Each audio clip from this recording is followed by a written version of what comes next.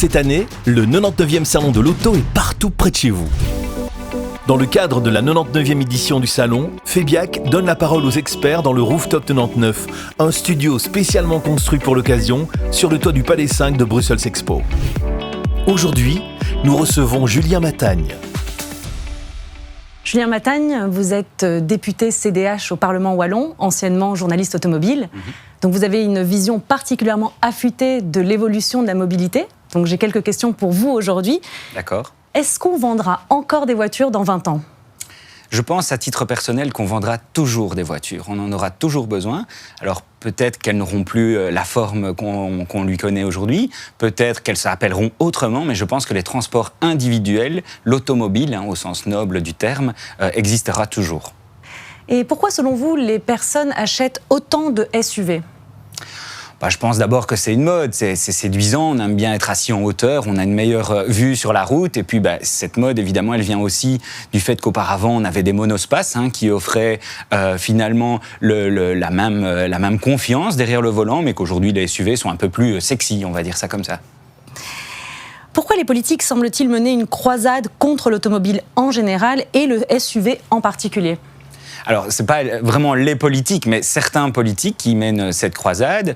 La volonté de certains est d'alléger finalement la masse des véhicules et la puissance des véhicules. Je pense qu'il faut surtout alléger la pression de l'automobile sur l'environnement. On y travaille, on a de la chance en Belgique d'avoir des bons ingénieurs. Il faut continuer en ce sens et il faut aborder une fiscalité positive et non pas punitive de mon point de vue. Les particuliers sont peu nombreux à opter pour la voiture électrique. Est-ce qu'il faut remédier à cela et comment ? D'abord, il y a un surcoût. Aujourd'hui, une voiture électrique, c'est un véhicule dans lequel on a ajouté une batterie, donc il y a un surcoût environ de 10 000 €. Et puis par ailleurs, il n'y a pas vraiment beaucoup de bornes, en tout cas en région wallonne, il y a très peu de bornes qui sont mises en place pour recharger les véhicules. Donc c'est un peu l'histoire de l'œuf et de la poule. S'il y avait plus de bornes, peut-être qu'il y aurait plus de voitures électriques. Et donc il faut encourager évidemment nos citoyens et leur permettre surtout d'accéder aux véhicules électriques financièrement via par exemple des primes. À votre avis, pourquoi les cyclistes sont-ils dans la confrontation avec les automobilistes et vice-versa ? Oui, on observe surtout cela sur Bruxelles, en fait. On constate qu'il y a vraiment une confrontation qui est entretenue par certains politiques, malheureusement. On voit sur certains vélos encore une voiture de moins. Moi, j'aurais préféré lire encore un vélo en plus. Je pense que ce serait plus bénéfique. Je pense qu'on a tous notre place sur la chaussée et qu'il y a moyen de trouver des arrangements. Et pour ça, il faut qu'on investisse intelligemment dans le développement d'infrastructures pour le vélo. Alors, est-ce que les pneus hiver devraient-ils être obligatoires en Wallonie ? Alors, à titre personnel, je pense que oui.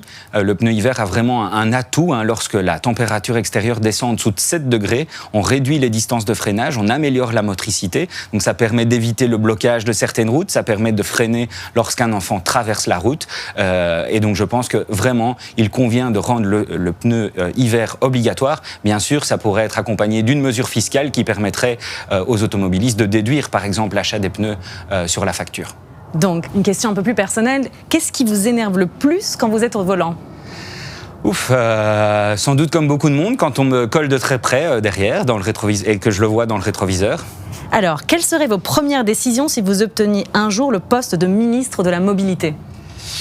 C'est difficile à dire parce qu'il y a beaucoup à faire. Je pense qu'on doit d'abord se concentrer sur le rail qui permet de relier nos grandes villes. Je pense qu'on doit aussi chercher à faire contribuer les personnes qui transitent via notre pays, donc typiquement les étrangers en transit, à l'entretien des voiries. Et puis ensuite, évidemment, favoriser la mobilité douce, notamment le vélo, faire des vrais trottoirs, faire des vraies pistes cyclables. Nos citoyens sont en demande, il faut pouvoir y répondre. Merci beaucoup pour cette interview et d'être venu ici sur le Rooftop 99. Merci de m'avoir accueilli.